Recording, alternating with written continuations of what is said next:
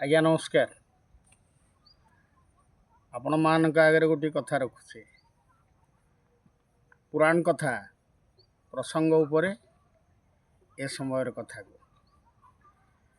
सत्य तभिमान जो विरुद्ध शक्ति माने आसुरिक शक्ति माने समस्त बर्बाद होते। त्रेतया जुगरे कपि मान जो अहंकारी आसुरिक शक्ति माने नष्ट होते। द्वापर जुगरे गोपी मान जो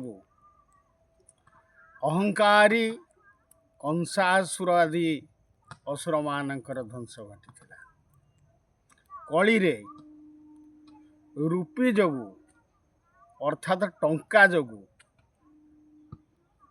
अधम आउ मूर्ख लोक मानकर जीवन बर्बाद हबार लगी। जो आज समाज असजड़ा यही रूपी बा टंका जोगु निजर समस्या बढ़ी जाइए। पिता पुत्र भितर अंतर्गत नहीं, स्वामी स्त्री भितर अंतर्गत नहीं रहुने, भाई भौणी भितर अंतर्गत रहुना। समाज रे जोठी टंकार आसवा बाटटा ठीक नहीं, सेठे जेते चरित्र साधुवान लोक हेले भी समान सहित लोक मानकर भाव भक्ति भी आसुना।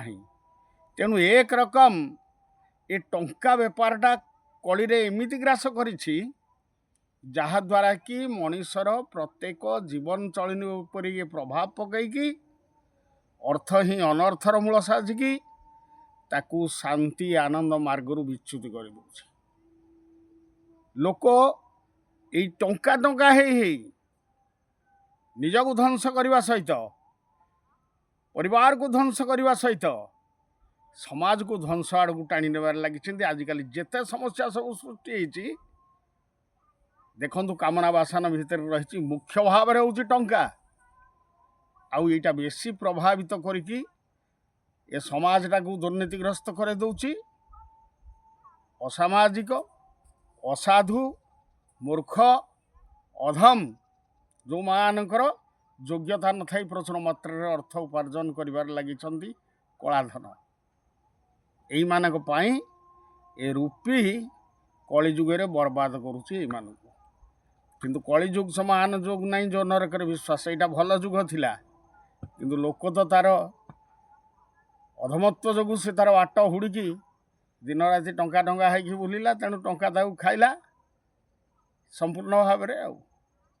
मु जो कथाटी कहूँ आपण माने टिके विचार को नेबे एवं यह केते दूर सत्यासत्य एक कथा को चिंता करेंगे। रहुछि नमस्कार।